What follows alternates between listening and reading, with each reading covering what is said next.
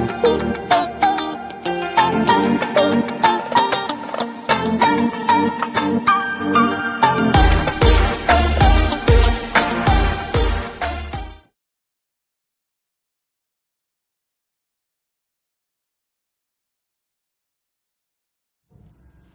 Everyone, मैं दीपा आपका स्वागत करती हूँ अपने चैनल बाग बगीचा पैशन में, जहाँ हम बात करते हैं पेड़ और पौधों के बारे में।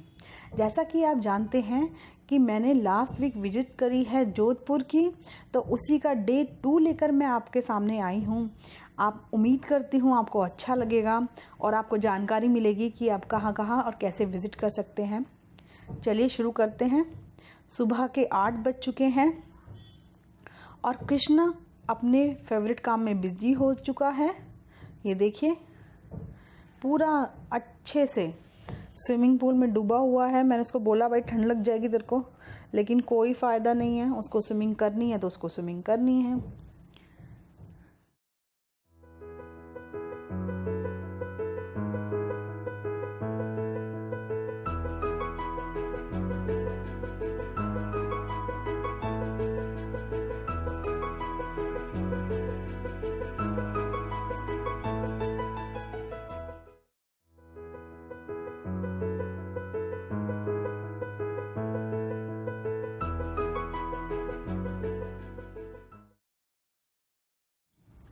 कहीं बाहर जाओ तो ये बहुत ज़रूरी है कि आप जल्दी उठ जाओ, ताकि आप वहाँ के सीनिक व्यू एंजॉय कर सको और वहाँ पे टाइम स्पेंड कर सको। अगर आप सोकर ही 11 बजे या 10 बजे उठोगे तो आप शायद बहुत कुछ मिस कर दोगे।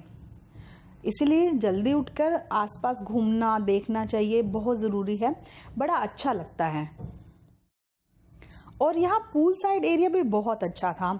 चारों तरफ बड़े पेड़ थे जिससे छाया थी, बैठने का एक अच्छा अरेंजमेंट था। और यहाँ पे मैं आपको कुछ रूम दिखाती हूँ। अंदर की तरफ बहुत प्यारे और खूबसूरत रूम्स बने हुए थे। ये देखिए, ये यहाँ पर एक मंडेला आर्ट होती है, राजस्थान की फेमस आर्ट होती है, जो पक्के फर्श पर बनाई जाती है और परमानेंट होती है। और ये देखिए सामने का व्यू खूबसूरत सा, सारे कमरों के बाहर ग्रीनरी है, इसके लिए इन्होंने फ्लावर पोट लगाए हुए हैं, बहुत खूबसूरत है। और सारे जो प्लांट्स हैं सब ओरिजिनल है, आर्टिफिशियल कुछ भी यूज़ नहीं किया गया है। तो ये एक ब्यूटी को एनहेंस कर देता है इस हवेली की। चलो मैं भी अब रेडी हो जाती हूँ, ताकि बाहर जाने से पहले सारा काम निमट सके। और मैं यहाँ पर अच्छे से तैयार हो रही हूँ, क्योंकि कभी कभी मौका मिलता है तैयार होने का। ब्रेकफास्ट करने से पहले ही रेडी हो जाते हैं, ताकि ब्रेकफास्ट करते ही सीधे बाहर घूमने जा सके। तो ये जोधपुर का हमारा दूसरा दिन है। बेसिकली एक दिन तो हमारा पूरा ट्रैवलिंग में ही खर्च हो गया था। आज हम घूमने जाएंगे, तो इसके लिए मैं तैयार हो रही हूँ। और नाश्ते से पहले हम लोग तीनों के तीनों तैयार होकर बाहर चले गए।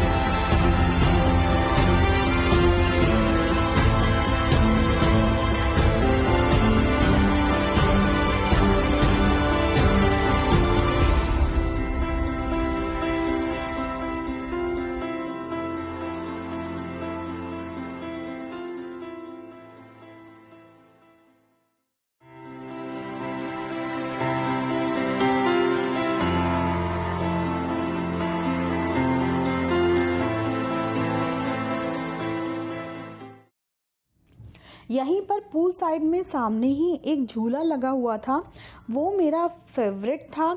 जब भी ये लोग पूल साइड पे अपना टाइम एंजॉय करते थे तो मैं यहाँ बैठना पसंद करती थी और मुझे वो पल बहुत अच्छे लगते थे। मुझे लगता है कितना रिलैक्सिंग टाइम है ये जो मैं यहाँ स्पेंड कर रही हूँ। मुझे यहाँ बैठना और यहाँ पर जो लगे हुए प्लांट्स हैं उनको देखना बहुत पसंद है, क्योंकि मैं एक प्लांट लवर हूँ। तो मुझे हर प्लांट में एक लाइफ नज़र आती है, मुझे उसको देखना, उसकी ब्यूटी को पसंद करना बहुत अच्छा लगता है। जब भी हम कहीं बाहर जाते हैं तो एक एटमॉस्फेयर लाइट अपने आप ही हो जाता है, क्योंकि हम बाहर इंजॉय करने ही आते हैं। अपनी लाइफ में से कुछ पल निकाल के हम लोग उसको थोड़ा अच्छे से जी पाते हैं, इंजॉय कर पाते हैं। ये देखिए, मैं और मेरे हस्बैंड, मैंने उनको भी बोला, मैंने कहा आओ हम लोग बैठते हैं थोड़ी देर।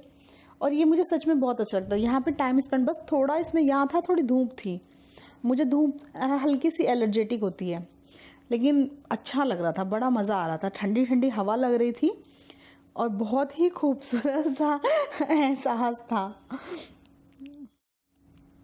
टाइम मैनेजमेंट बहुत ज़रूरी है। आप कहीं बाहर जाते हैं तो आपका टाइम बहुत ही अच्छे से मैनेज होना चाहिए, ताकि आप सब कुछ एंजॉय कर सकें और आप ज़्यादा से ज़्यादा चीज़ें देख सकें।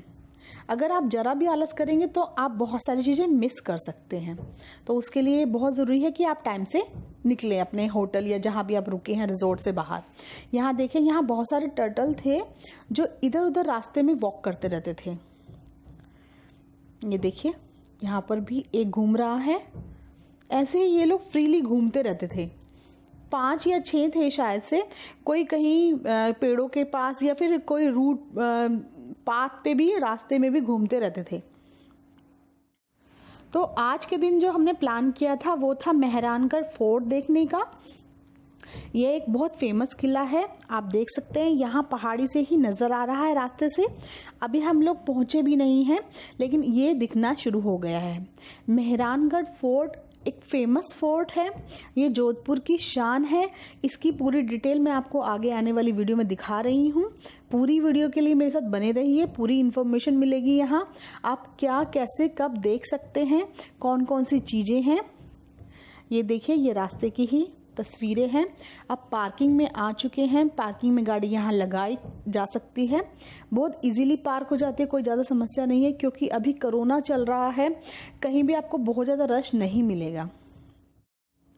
जहाँ तक भीड़ की बात की जाए तो भीड़ कहीं नहीं थी, लेकिन कोरोना का एक बहुत बड़ा इम्पैक्ट ये था कि कई चीज़ें बंद थी जो पब्लिक के लिए नहीं खोली गई थी, और वो चीज़ें हम नहीं देख पाए, इनको एंजॉय नहीं कर पाए। तो यहाँ से हम शुरू करते हैं मेहरानगढ़ किले का घूमना। आप साथ में बने रहिए। यहाँ पर एक स्टीप चढ़ाई है जिसे धीरे धीरे करके चढ़ सकते हैं। ध्यान रखिएगा, कोशिश करिएगा हील्स ना पहने। मैंने गलती से हील पहनी थी तो मुझे थोड़ी परेशानी हुई। यहाँ मैं आपको एक अपना पर्सनल ओपिनियन भी देना चाहती हूँ कि अगर आप कभी हिस्टोरिकल प्लेसेस का विजिट करते हैं तो प्लीज़ आप एक गाइड हायर कर सकते हैं, और कर लेना चाहिए, क्योंकि उसके बारे में उससे अच्छी डिटेल आपको कोई नहीं दे सकता है। और अगर आप कोई चीज़ विजिट करते हैं और आपको पूरी इन्फॉर्मेशन नहीं पता होती तो मुझे लगता है कि आप उसको आधा भी इंजॉय नहीं कर पाते। तो हमने पार्किंग से ही एक गाइड हायर कर लिया था। बहुत ही पोलाइट बंदा था, बहुत ही अच्छा था, उसने हमें हर एक चीज़ घुमाई। वो हर एक गाइड करता ही है, लेकिन फिर भी एक गाइड हो तो हमें हर एक हिस्से की अच्छी से अच्छी जानकारी मिल सकती है। यहाँ पर हम लोग टिकट की वेट कर रहे हैं। टिकट काउंटर से टिकट खरीदने के बाद हमने डिसाइड किया कि हम एलिवेटर से ऊपर जाएंगे, क्योंकि ऊपर जाना, ये किला बहुत हाइट पे है, लगभग 160 फीट इसकी हाइट है, यानी लगभग 16 मंजिल के आसपास, जिस पर ऊपर चढ़ना बहुत मुश्किल है। हालांकि नीचे आना आसान होगा। तो हमने ऊपर जाने के लिए एक एलिवेटर था जिसकी हमने टिकट ले ली थी, और हम उस एलिवेटर को यूज करके टॉप फ्लोर पे जाएंगे और वहां से हम देखते हुए चीजों को नीचे की तरफ आएंगे। अगर आप चाहें तो बिना एलिवेटर के भी जा सकते हैं, लेकिन वो थोड़ा सा टफ होगा। तो मैं आपको यहाँ दिखाती हूँ। ये देखिए, ये एलिवेटर का रूट है। ये पूरा जो किला है वो लाल पत्थर से बना हुआ है, जो जोधपुर का फेमस स्टोन है।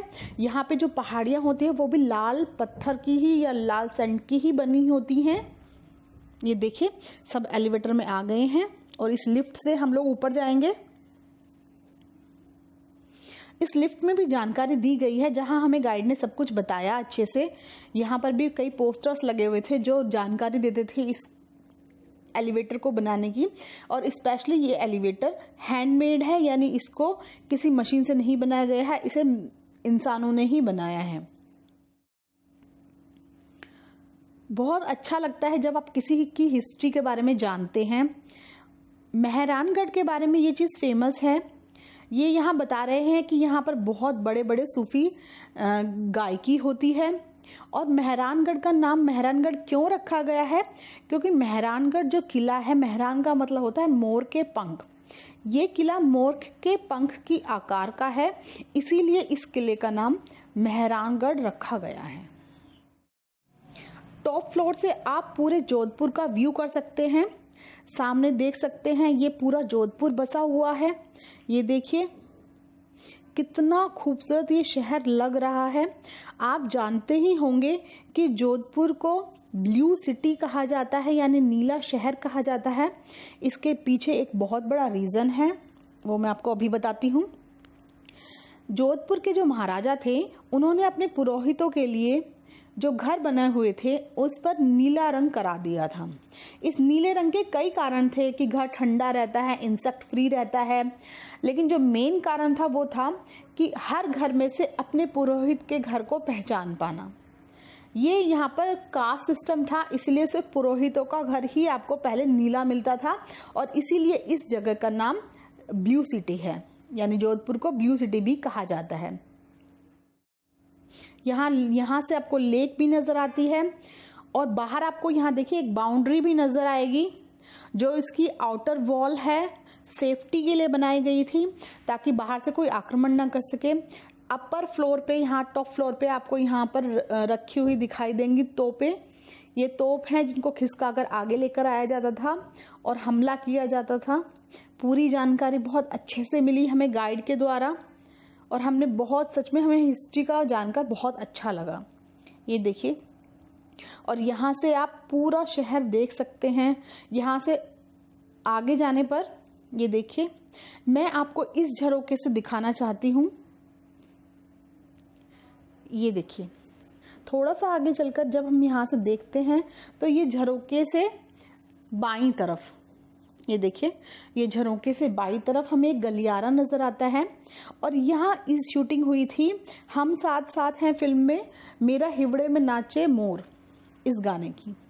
आगे देखिए, बहुत अच्छी नक्काशी की गई है, और इस नक्काशी का एक बहुत इम्पोर्टेंट चीज है कि कोई भी नक्काशी किसी दूसरी नक्काशी से मेल नहीं खाती है। ये इसकी ऑथेंटिसिटी है, ये बहुत खूबसूरती है इसकी, बताती है कि कितनी खूबसूरत तरीके से इतनी ऊंचाई पर कितनी खूबसूरत नक्काशी की गई है। पूरा व्यू देखना बहुत ही खूबसूरत था। हर चीज को हमने बारीकी से देखा, अच्छे से उसके बारे में जानकारी ली। सच में मेहरानगढ़ घूमना एक बहुत ही खूबसूरत दिन रहा।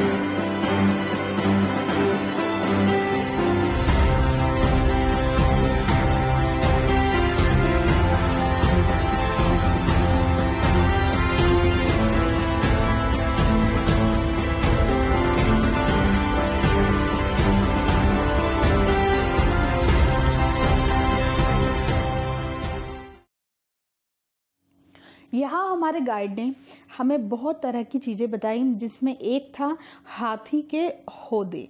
ये बोलते हैं जिस पर हाथी के ऊपर आसन जैसा कुछ बनाया जाता था, जिस पे महाराजा राजा सवारी करते थे। यहाँ बहुत तरह के बहुत सारे बने हुए थे हाथी के ऊपर। एक तरह से यहाँ पे ये सिटिंग अरेंजमेंट था, जिसमें बैठ के राजा या उनके साथ उनका संतान या उनकी स्त्रियां जाती थी।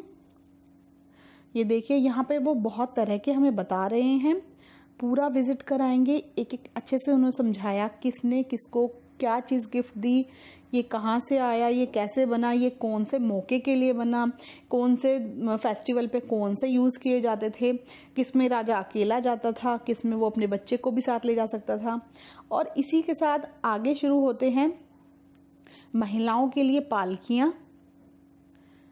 पालकियों का सेक्शन भी बहुत खूबसूरत था कि रानियां कैसे पालकियों में जाती थी, कैसे अपने तीज त्योहार मनाने के लिए वो अपनी सखियों के साथ जाती थी, जिसमें कोई मर्द नहीं होता था या कोई युवा पुरुष नहीं होता था। वो सब उन्होंने हमें बहुत अच्छे से समझाया। और ये एक खुला स्थान था जहाँ से सारे दरवाजे खुले होते हैं। और ये देखिए सभी तरह की पालकियाँ सुनहरी चांदी से बनी हुई, आप देखिए और एंजॉय कीजिए जैसे आप भी मेरे साथ जोधपुर में विजिट कर रहे हों।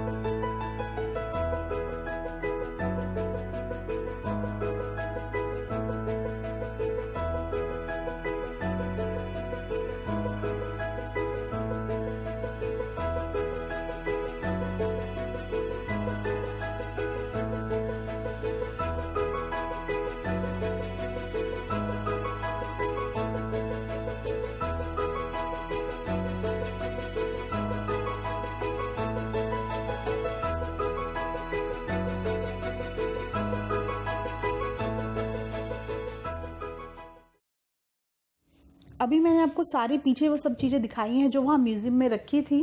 सभी चीज़ों को ध्यान से देखिएगा और आपको पूरी जानकारी मिलेगी उस टाइम की कि कब कौन सी चीज़ें यूज़ होती थी। यहाँ पोशाकें हैं और यहाँ ये शीश महल है।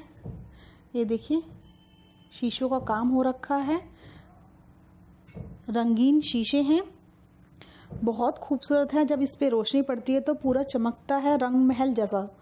और ये देखिए यहाँ शीश महल है, यहाँ बैठ के बातें की जाती थी, सभा चलती थी, मोती महल जैसा, क्योंकि ये जो लाइट है ऊपर शीशों से लाइट रिफ्लेक्ट होकर मोती महल जैसी लगती थी। तो इस तरह से हमने मेहरानगढ़ की विजिट की, बहुत खूबसूरत, बहुत एंजॉय किया। और अब हम उसी के पास चलते हैं जसवंत थड़ा पर। बहुत अच्छी जगह है, मैं आपको इसके बारे में पूरी डिटेलिंग दूंगी। चलिए चलते हैं जसवंत थड़ा की तरफ। ये देखिए यहाँ पार्किंग में गाड़ी लगाने के बाद हम लोग चलते हैं देखने के लिए, आगे जाते हैं। बहुत खूबसूरत है। ये पीछे देखिए जो इमारत है ये उसी पत्थर से बनी है जो जिससे ताजमहल बना हुआ है, यानी राजस्थान के मकराना संगमरमर सफ़ेद पत्थर से, और उतनी ही खूबसूरत है। इसे मारवाड़ का ताजमहल कहा जाता है। ये भी बेसिकली उतना ही खूबसूरत है जितना कि ताजमहल है। यहाँ राज परिवार के लोगों की समाधियाँ बनी हुई हैं, आप देख सकते हैं।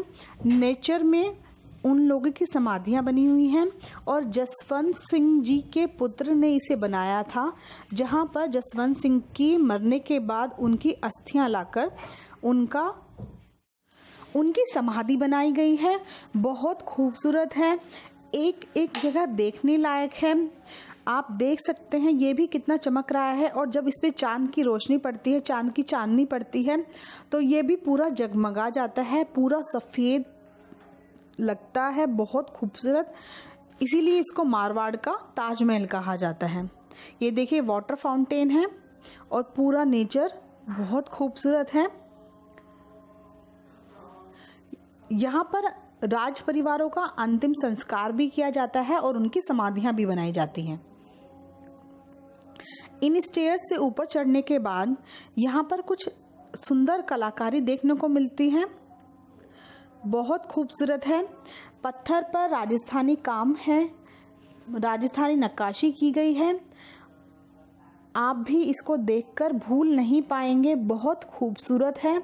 झरोखे बनाए गए हैं और इसी के पीछे घूमकर जब हम जाते हैं तो वहाँ एक बहुत बड़ा कमरा है। उस कमरे में मैं आपको दिखाती हूँ, आइए। ये उस कमरे के सामने का आंगन है। यहाँ खड़े होकर दूर दूर तक शहर को और नेचर को एंजॉय किया जा सकता है। सामने की तरफ शहर पड़ता है और एक तरफ दूसरी तरफ आपको पहाड़ नजर आएंगे। ये देखिए दूर दूर तक फैले हुए पहाड़। और यही कमरा है जहाँ पूरी इंफॉर्मेशन मिल सकती है आपको राज परिवारों के बारे में, उनके समय के बारे में, उनकी तस्वीरों के साथ। पूरा कमरा इसी तरह से सजा हुआ है। पूरे राज परिवार की हर एक के समय के साथ जानकारी दी गई है। आप तस्वीरें देखकर उनके नीचे लिखे हुए सालों को या ईयर्स को पढ़ सकते हैं। और पूरी ये सिलसिलेवार लगा हुआ है, यानी क्रमिक लगा हुआ है।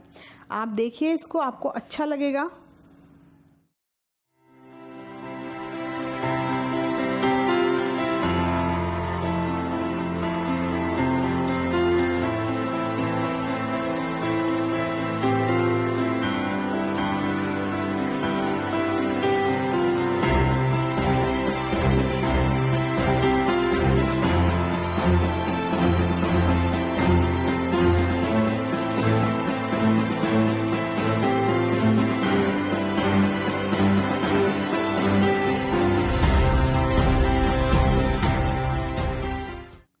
और 4 साढ़े 4 बजे तक हम लोग वापस आ गए थे दोनों जगह घूमकर। और यहाँ फिर से दोनों पापा बेटा लगे हुए हैं स्विमिंग करने के लिए। ओह माय गॉड, मुझे थोड़ा सा ठंडा लग रहा था, लेकिन इन लोगों ने फुल एंजॉय किया, फुल मजे किए, पूरे गेम किए पानी में। और कृष्णा स्पेशली बहुत खुश था कि हमने जो रिजॉर्ट किया, जो हवेली की है, उसमें स्विमिंग पूल था, ताकि उसको पूल में रहकर भी मजा ले सके वो। और यहाँ देखिए उसकी मस्ती, पूरी मस्ती के साथ वो रेस लगा रहा है अपने पापा के साथ कि कौन स्विमिंग में तो तैर के पहले आगे जाएगा, वो विनर बनेगा। और इसी तरह छोटी सी मस्ती मजाक चलते रहते हैं। जब भी आप कोई होटल या रिजॉर्ट करें, एक चीज़ का ध्यान रखें कि वो थोड़ा सा प्लेस वर्दी हो, उसमें ज़्यादा स्पेस हो, ताकि आप वहाँ समय बिताएं तो आपको वहाँ अच्छा लगे। अगर सिर्फ एक बिल्डिंग जैसा ही कुछ होगा तो आप लोग वहाँ रुककर इंजॉय नहीं कर सकते हैं। तो ये बहुत ज़रूरी है कि आपको होटल के अंदर भी इंजॉयमेंट मिले। और ये शिवाय, ओ माय गॉड, हमेशा शरारत ढूंढने के लिए, पर अच्छा बच्चा है, कहना मान लेता है कभी कभी। और पूरे दिन की थकान मिटाने के लिए एक एक कप चाय हो जाए। अगर आपको मेरी वीडियो पसंद आई है तो प्लीज़ लाइक शेयर कमेंट करना ना भूलें। अगर मेरे चैनल को सब्सक्राइब नहीं किया है तो जल्दी से सब्सक्राइब कर लें, बेल आइकन प्रेस कर लें ताकि आने वाली नोटिफिकेशन आपको मिल सके। आप मुझे सोशल मीडिया पर भी फॉलो कर सकते हैं, फेसबुक और इंस्टाग्राम पर भी मैं हूँ। Thanks for watching. एंजॉय करते रहिए, स्वस्थ रहिए, अपना ध्यान रखिए।